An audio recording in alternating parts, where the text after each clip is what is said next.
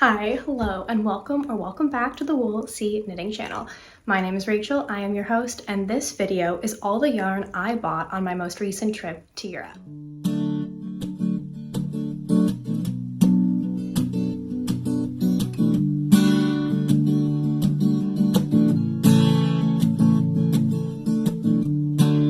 So I got back about a week and a half ago from just shy of 2 weeks in Europe. Specifically, I went to London, Amsterdam, and then kind of Bavaria writ large, a whole bunch of little towns and villages, and then Munich.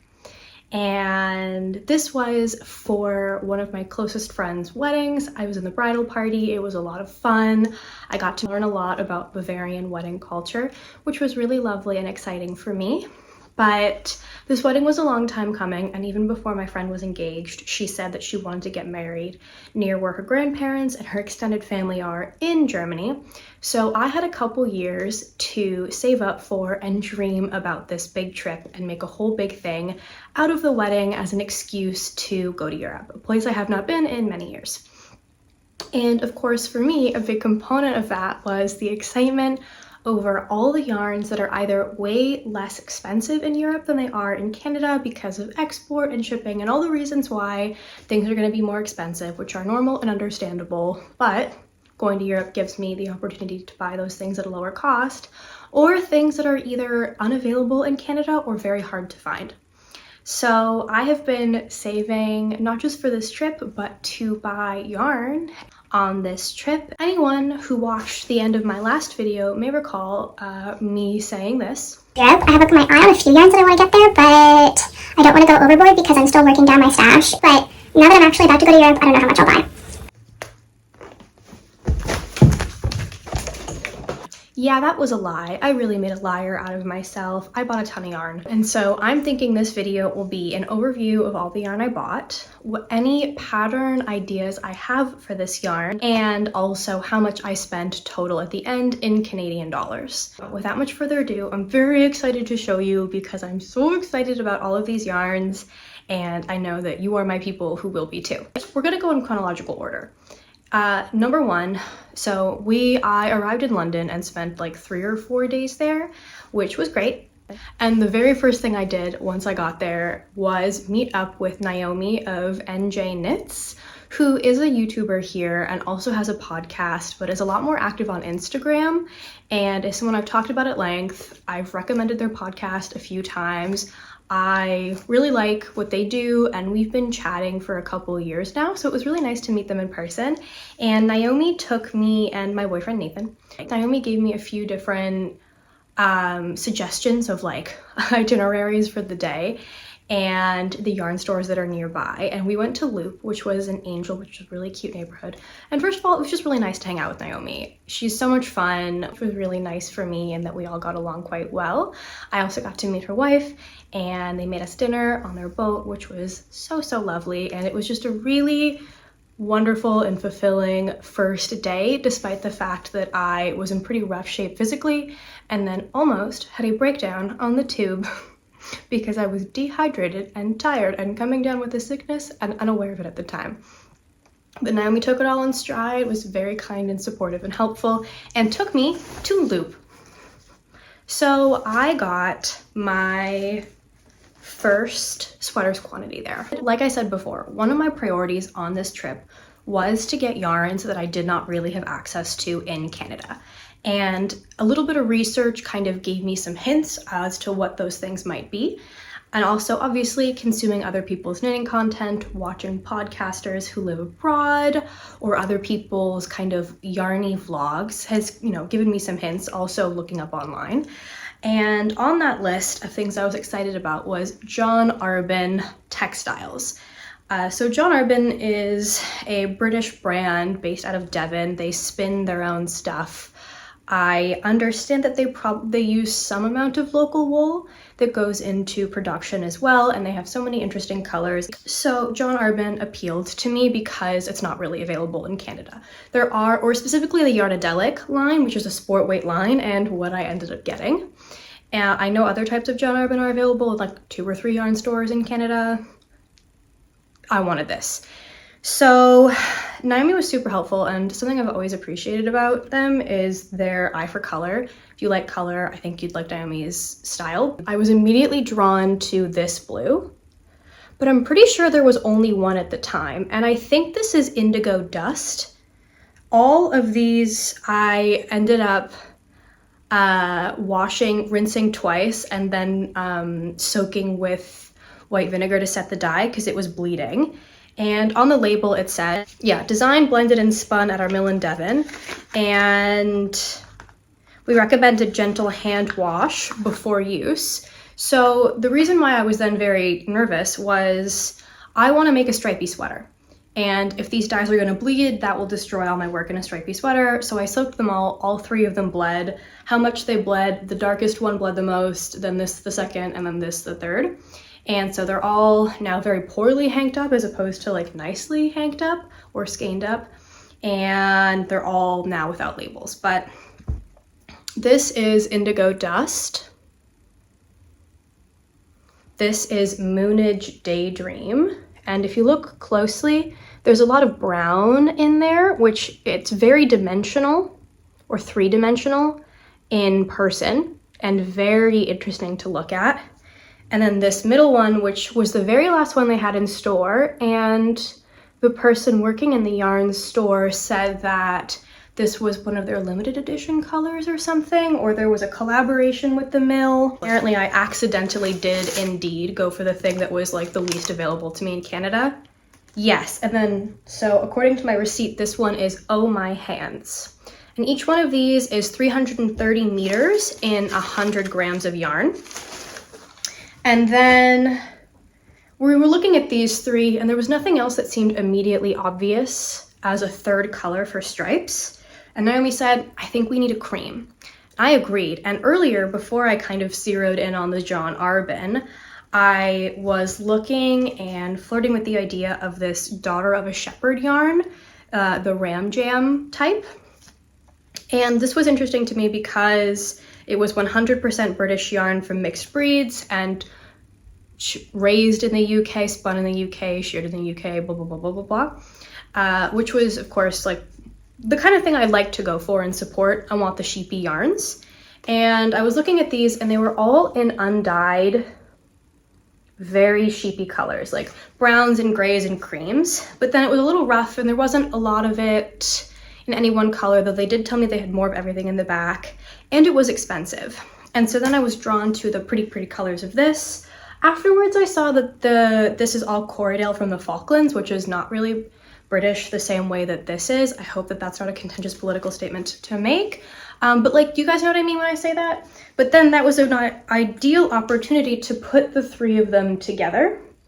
And I think white and blue stripes are just such a classic combination. And then this is going to be a really fun twist on that. So these 3 plus these. The Ram Jam is also sport. It's a little bit more in terms of meterage. Each one of these is 169 meters per 50 gram skein. And then, so that's, I think, like 20 meters more than any of these. But again, this is undyed. So it was really important that these not bleed on top of this. And when I block this, I will do so very gently and probably in another vinegar bath because it's just not worth the risk. But I'm pretty pumped about these. The one thing is I loved the idea of the stripes. And then I started thinking about it, and I don't actually love an all over even striped sweater. It's just not something I really go for. So I've been kind of flirting with the idea of putting some color work in there or doing uneven stripes. But because I have exactly equal amounts of all 3 of these yarns, except for the white one, as we discussed, I'm worried that I'll run out of whatever I choose to be the sort of dominant color in that. So I've been kind of thinking about it in my head and drafting on my iPad what these things I might want to make them look like. I feel like it'll be easy enough to use a basic sweater, stockinette sweater pattern I already know and like that will work at a sport weight gauge, and then add stripes and just a smidge of color work to it. There is also a sweater pattern booklet. It's free, it's only available in Norwegian, and I am not sure about the pronunciation. I think it's Boro. I don't read Norwegian, so I didn't bother to put it through Translate because that wasn't kind of necessary for what I was looking at. But there's a designer. Also, everything I discuss, all the yarns, all the patterns, all the stores, if they have an online presence, will be linked in the description box below. A designer, they released a booklet of free patterns at a whole bunch of different weights and for a whole bunch of different sizes. Like there's some children's, some adults sweater patterns, all for free, all using more or less the same colorwork motif that kind of looks like piano keys or ladyfingers. I think it looks quite nice and I think would be really lovely in this. And because it's a colorwork chart, that's the main thing that I would be using from this. And the rest of the instructions are quite brief and straightforward, and the constructions also look quite straightforward. I'm not concerned about my lack of familiarity with Norwegian if I were to follow one of them, more or less, to get this. I also have some leftover yarn from my stash from another project in a sport weight that's also a blue and non-superwash that I might put in as the last sweater stripe. So it is the one that appears the least, and I'll have to use the least of to just maybe extend how far the stripes in the yarn go, given that colorwork is going to use up more than just straight striping. But I wanted to keep these in hank form to show you before I do some swatching. And I wanted to finish up some other projects first before I cast it on. But this is pretty high on my priority list of things to knit sooner rather than later. I would like it for the fall and the winter, and I don't want these things to just sit in my stash collecting dust. So that's the first thing I got. Shout out to Loop London. I thought it was a very cute store. There are stairs in the middle, and all of this was on the second floor. I don't know if they have an elevator, so if you are concerned about stairs and mobility, keep that in mind. But I liked Loop, and it was lovely to meet Naomi. Oh, and then the thing about Loop gives out these reusable tote bags, but they're not a shoulder bag, they're a crossbody bag. So I think that was a fun, different thing. And I like hairs, so I liked that the bag has a bunny on it. This is the yarn I was thinking of adding as a stripe with the blues and the white. It's a much flatter color in terms of dye. I mean, it's beautiful. I don't mean flat as a negative. I mean that these just all have a lot of dimension to them. And there are flecks of different colors in there. But I do think that this still, it's more blue than it's showing up on camera. It's getting a little bit blown out. But I do think that this would look quite nice striped. I just don't have nearly as much, as you can see. The other yarn I got in London, I actually didn't get in London at all. I was a little over the top and was thinking about what are the yarns I want to prioritize and really want to make sure I get while I am abroad. And I looked at the yarn stores in London to see if this yarn was available, also in Amsterdam. It wasn't. So I had it shipped to my hotel before I arrived, because Nathan went 2 days early. And it arrived, I think 2 days after I arrived. It all worked out. And the yarn that I got was the very famous Kinross 4-ply in the color Inverarray. Inverarray. Like Inverness, but instead of Ness, Inverarray, which is a heathered greeny blue. Kinross 4-ply has been talked about by other YouTube knitting personalities, particularly as far as I'm aware, Rebecca Clow, also Jonathan Day of Jonathan's Days. And its claim to fame is that apparently if you wash this in dish soap, like dishwashing detergent, it will bloom and soften as the spinning oils exit the yarn, and it feels so soft people mistake it for cashmere. So there's legend behind this. And I understand that it's Scottish, but then I again looked closer and the wool is from Australia, but then I guess it's prepared in Scotland and sold by a Scottish company.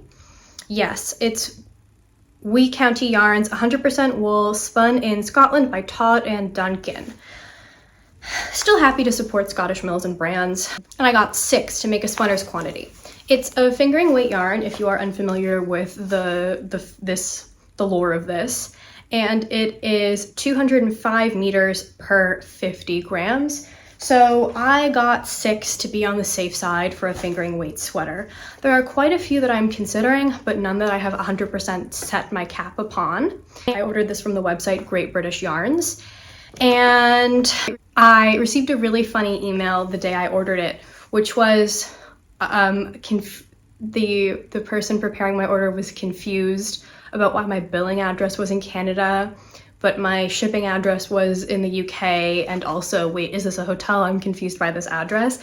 And then a few minutes later, I received a follow-up email going, oh, I get it, enjoy your vacation, which I thought was really, really funny and sweet. And then they included an info card on the fact that if you wash this with dish soap specifically, that's what it needs the first time you wash it in order to bloom and for you to get the full effect of this yarn. And they also included a note saying, they are a small business and unable to qualify for cheaper shipping rates, but to compensate for this, they offer international customers a discount. So it is for orders under 150 pounds, you can get 10% off. And for orders over 150 pounds, you can get 15% off. So I recommend that you contact them for that code, and they ship internationally if you are interested in British yarns. Otherwise, I didn't see many retailers available online that are currently selling this, and so that is an option for you. And as an international customer, I found their customer service to be quite helpful. So that was London. I also, if you are a craft lover or a textile lover or a fiber craft lover, I recommend the Victoria and Albert Museum. I saw so many stunning and inspirational historical examples of like artistic mastery over craft.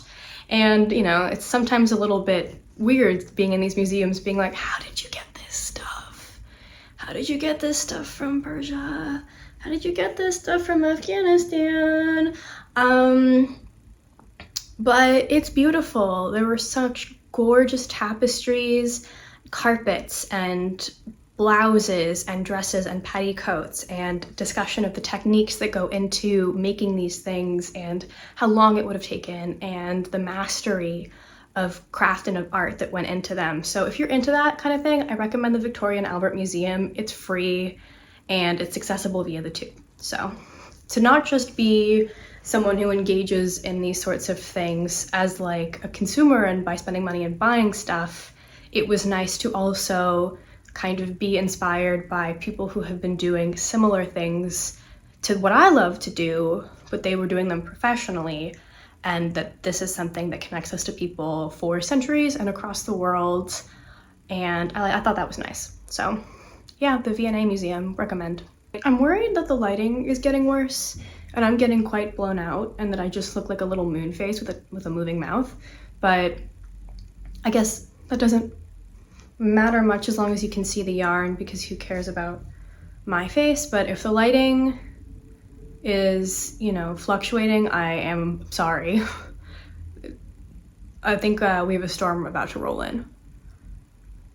But from London, we went to Amsterdam, which was lovely. I'd never been before. I liked it a lot. I took an elective in my undergrad on visual cultures of the Dutch Republic, and it really stuck with me. I really enjoyed that class. I learned a lot about the Dutch Republic through art, and so it was really nice to see the places where these things happened and see a lot of that art in person. But I went to 2 yarn shops in Amsterdam. I went to Stephen and Penelope because it kind of felt like I should. I didn't go with the plan of buying a lot because I looked at their stock online to get a sense of what they offered, and it was a lot of hand-dyed superwash. Nothing wrong with that, but I have the hand-dyed superwash that I currently feel I need and want already in my stash, and it was also just mostly out of my budget. You know, something that's 32 euro is going to be about $50 Canadian, and it's not like $50 isn't $50. That's still like a significant chunk of change. So I went because Stephen West is a very famous knitting designer. Stephen and Penelope is a famous knitting store. I wanted to pop in and see what the European hand-dyed market looked like. It was fun to see a lot of brands that I hear about but I've never experienced in person, like Olivia and Oliver and Sislerigit.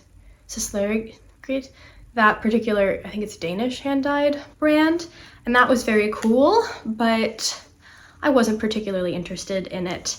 And I kind of knew that there wasn't going to be as much for me.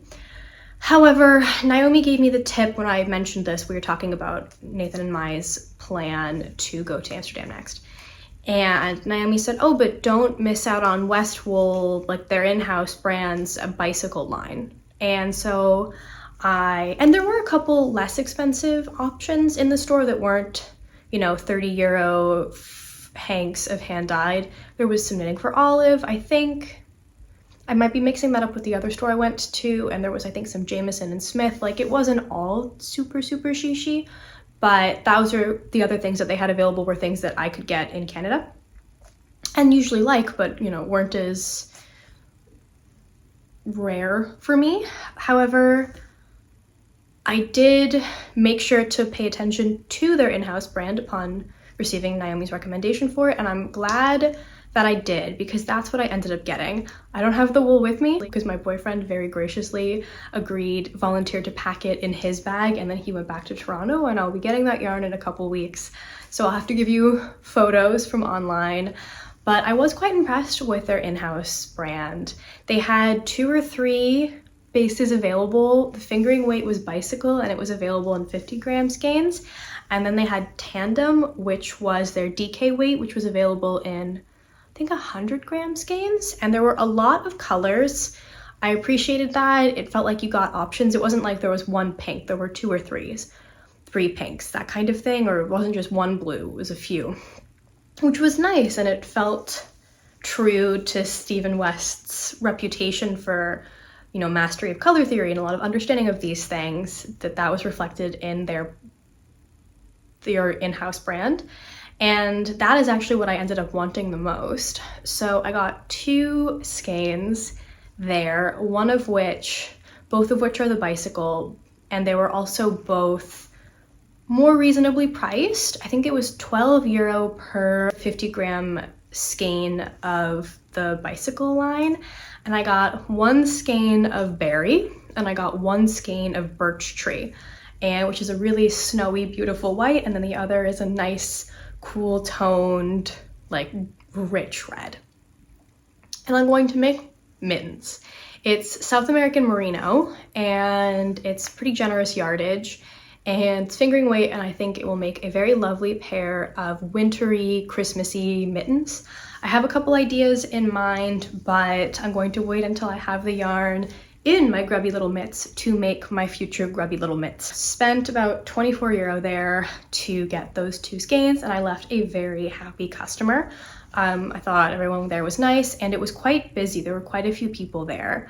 And Nathan, my boyfriend, really liked that they had a knitting and yarn covered bicycle out front. And that was in Amsterdam Central. It was pretty easy to get to while we were looking at kind of touristy things that particular day. Also, quite surprisingly for me, they gave me 2 free notions, and I think they were giving that out to everybody. I don't know if it was like a special day or that's just kind of their policy. I really don't think it's because I have a YouTube channel, because no one said, hey, you're that person with that YouTube channel, and they had this stuff by the cash register. So I didn't ask, oh, do you give this out to everybody? But I'm assuming that they give this out to everybody.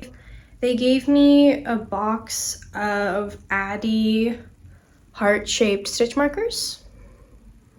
They're plastic, they're cute.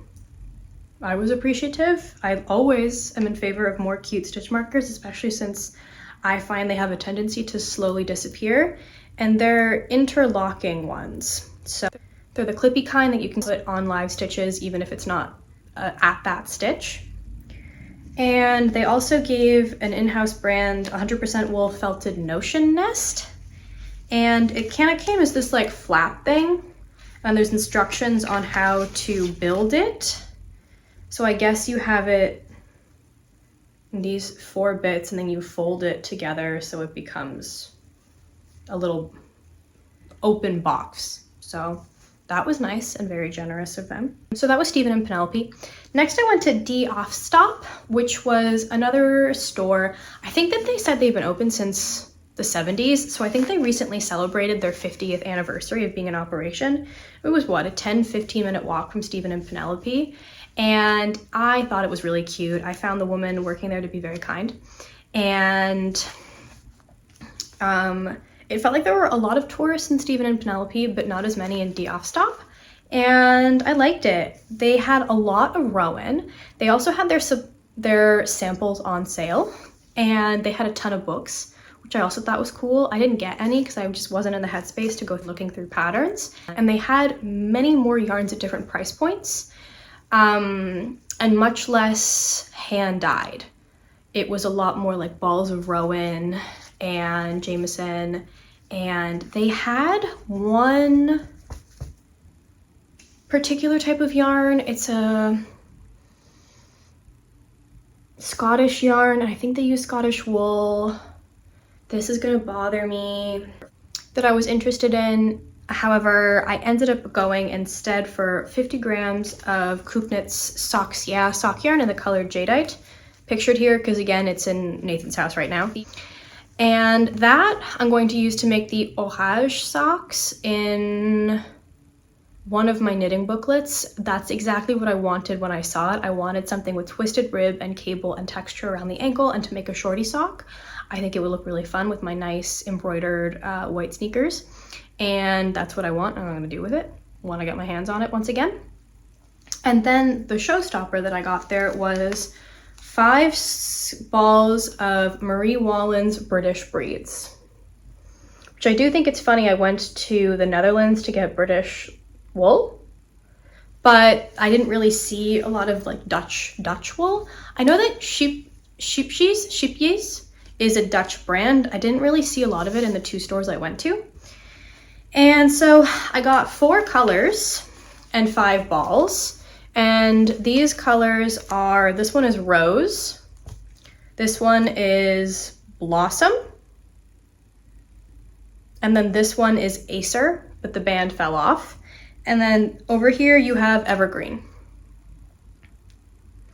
And I got 2 of Evergreen to be my main color. And I'm thinking this might be a colorwork cowl. I've never made myself a cowl before because I haven't wanted one, but I'm much more of a big scarf or balaclava person.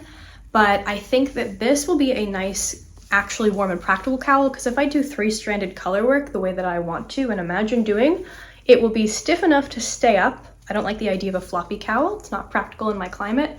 And I think it would go with a lot of my winter gear, including like as a transitional piece when I'm walking around in my jean jacket and then all of a sudden it's 2 degrees and I'm like, how did this happen? I have a vision in my head of what I want this design to be. I'm looking through all my Ravelry favorites and Instagram saves to find out, is this something that I have in my head because I've seen it before, or something I'm just gonna have to mess around with on Stitch Fiddle to accomplish. But I'm not super concerned about that because there's not going to be any shaping because it's a cowl. I was also thinking to do some sort of balaclava or hood with this, but I don't think I want it on my forehead. And also, but I love these colors. I think they're to die for. I mean, Marie Wallen is famous for her color work, which is part of the reason why this is sold in 25 gram balls. But like, I just really love the color palette and how these things work together. I saw it, I knew what I wanted. It was a pretty quick trip, not because I didn't like the store, but because I felt like I got what I wanted. And I'm thinking I will have this kind of crisscrossing throughout the whole thing, and then have a floral motif going, and then switch out like with a gradient which color is doing that in contrast with the green. So that's the vision. And this is another thing that's, you know, how many times am I gonna say, this is hard to get in Canada, but this is hard to get in Canada. This is also expensive. By weight, this is the most expensive yarn I got on the whole trip. I think each one of these 25 gram balls was like 10 euro. That's so much money. I don't regret it. And that's another reason why I wanna make this into a winter accessory. If I'm being honest, my winter accessories are what I wear the most of my hand knit things and my socks. I might wear a sweater, you know, at max like once or twice a week. Like at the highest, I might wear that sweater. I wear my knit hats every day. I wear my knit balaclava every other day.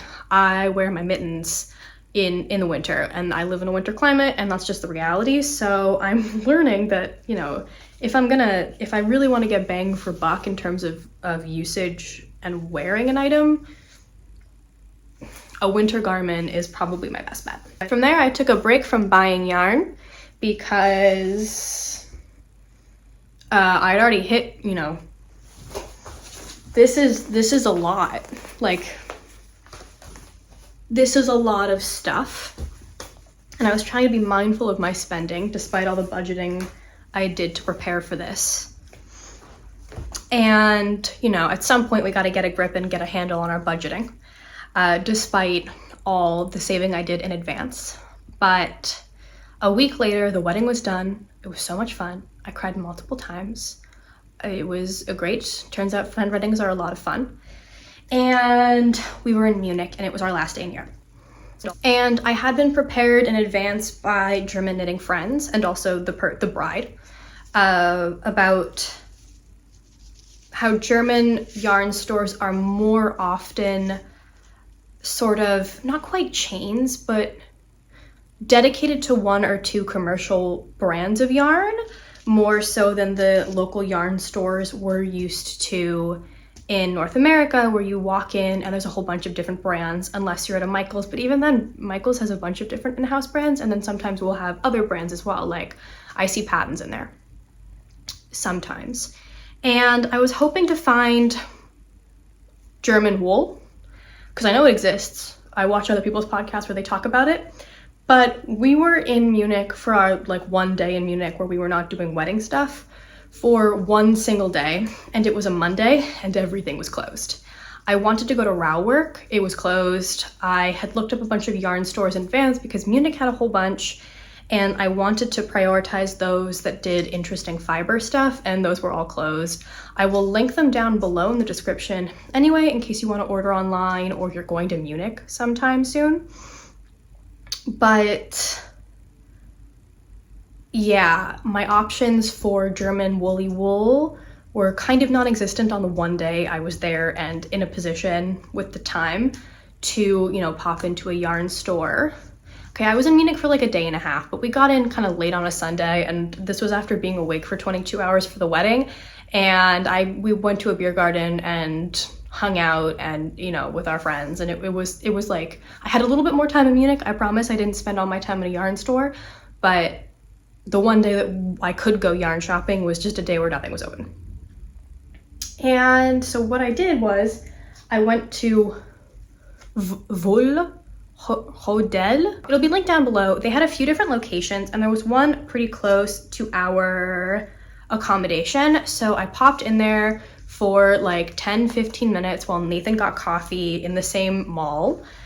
And that was a pretty easy one because I knew what I was looking for within that store. That one was mostly like a Rico, and that worked for me too because I have been waiting like 2 years to get this yarn, which is Rico Make It Tweed, which admittedly they do sell in Toronto, but it's less expensive in Europe and it's German, and I kind of just wanted to buy it in Germany. So I got 2 of them. And if you're unfamiliar with this yarn, my friend Carolyn, the bride, introduced it to me when she went to visit her grandparents and picked up a couple balls of it a couple years ago in Ansbach. And it is lace weight, it's thread. It doesn't have the bounce or the spin of yarn the way that we are familiar with it. And it is all these sorts of tweedy bits and offcuts of every color under the sun in one. This is 50 grams and it is 445 meters. It's 35% viscose, 35% acrylic, and 30% polyamide, which is nylon. It's the non-name brand of nylon, and it's intended to be held as a second strand to very minimally change the weight or the gauge, but to add visual interest. That's why it's called Make It Tweed. They have a couple other colors. Carolyn got it, I think, rather brilliantly to make gifts more interesting, so I have stolen that idea. That was her recommendation. It was inexpensive. I think the price has gone up because the price of everything has gone up, and then Petite Knit used it in a pattern or two, and then you couldn't find it anywhere. And it's just fun. I wanted to add this to my stash. This was meant to be something to kind of stay in stash for however long it takes, because I think that this is a really good way to make gifts more appealing to people. I have noticed in my own life that people are less interested in the things that wow knitters, like technique or construction or shaping or how neat your seams are, and they notice color. So that's why Patons Kroy is always a good option for gift knit socks or hats, because it's so visually interesting, it's self-patterning, you can do a stockinette or ribbed sock really easily, and people are still impressed by it because of the colors. And I think that this will be really good for scrappy gifts in the future. It looks good with neutrals, it looks good with colors. In the future, the next time I have a hat to make for someone, this will make it more fun and pop and seem special and homemade in a way that I have noticed people in my life seem very excited about and receptive to. So these are kind of just meant to be stash enhancements, not in a way where I'm trying to be like cheeky or coy about buying stuff, but like literally to make the rest of my stash work in more ways over the long term. Because I have just shy of 1,000 meters of this, and for things like mittens and hats, I think it'll add a lot to gifts. So each of these was, I think like €8 or €9. I know a couple years ago, Carolyn got it for like €6. And maybe if you go back to Ansbach at the yarn store there, you can still find it for €6, but it might be just one of those situations where the price has gone up. In Canada, both of these stores ship to the US as well. I know that Good Grief Yarn and Provisions sells it, and I know that Yarns Untangled sell it. It's just more money. The other thing I got was another Rico design, and it is the Cute Confetti Super Kid Mohair, silk mohair. And it's just a multicolored mohair. I got this sort of pale green, like a dew-colored green, and it has shocks of navy and purple and magenta and a little bit of brown throughout.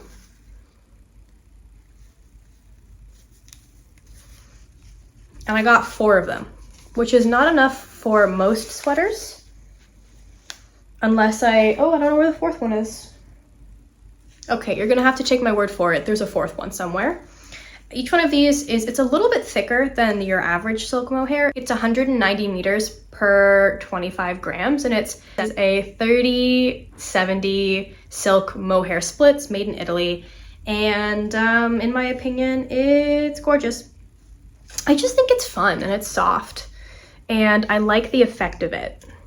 I feel like this is something I don't find a lot, and it has, it looks like it's sort of duping hand-dyed mohair without being hand-dyed and while being relatively inexpensive for a silk mohair. And it's not scratchy. I mean, it probably will be on my skin. It's quite hot, I'm very sweaty, and I do feel that prickle. However, my friends, when I gave them the yarn tour last night, this was the one that everyone went, ooh, so soft. And so I think that's kind of impressive for a commercial mohair. And yeah, so I got 4 of these, and each one of them is 190 meters. So I have in total 760 meters, which I'm going to use to make a vest. Specifically, I got this with the Make Myself Flowers vest by Vex Knot Studio. I think that this would be really good as the base and have it be fluffy, and then have the flowers themselves done in, I think, Intarsia as solid color, not fluffy yarns. And I have a few minis sets in my stash that I think will be really good for that. So I do have to get some type, or look at my stash and figure out what I'm gonna hold with this to get gauge. But I really think that this multicolored, shocking green, it's greener in person. Is it better over here? Will make a really fun spring summer vest. And also, if it's a vest, I don't have to worry about the prickle of mohair against my skin. So In terms of notions, the only notion I actually bought was a couple tulip point protectors that I got at Die Afstop because I was in Holland. And they were inexpensive. I think these were like €4 or €5 for two. I like point protectors. I think they're pretty. It was cute. It was a spur of the moment decision. I bought them. And that's all the yarn I bought in Europe. And also all the yarn I plan to buy for a while. This is gonna, I think I bought, like, this is over 1,000 meters of yarn. It was $430 Canadian, which is what, $300 US ballpark. And it's like, look at this. This is so much yarn. Like, I only packed a carry-on for 2 weeks in Europe, and by the end, it was full to the brim. Like, Nathan took back 150 grams of yarn for me. There's just so much. And I'm really lucky that I'm in a position to travel to such an expensive place, such as Western Europe, and to be able to indulge in frivolous shopping for my beloved hobby. But I'm very happy with my purchases, and I hope you enjoyed this video where I outline them. And I hope that you enjoy all the things I make with it as much as I hope to. But suffice to say, I will not be buying a lot more yarn for the rest of this year. And I have a lot of making ahead of me. So thank you so much for watching. I will be back hopefully in the next 2 to 3 weeks with a regularly scheduled podcast, but I haven't filmed one thus far because I have very little to show you. I've been working on the same fingering weight sweater for like a month, and then a pair of socks. So once I have finished a little bit more, I will report back to you all. But in the meantime, I hope that you're all doing well. And I don't know, have a good rest of July. Thanks for watching. Bye.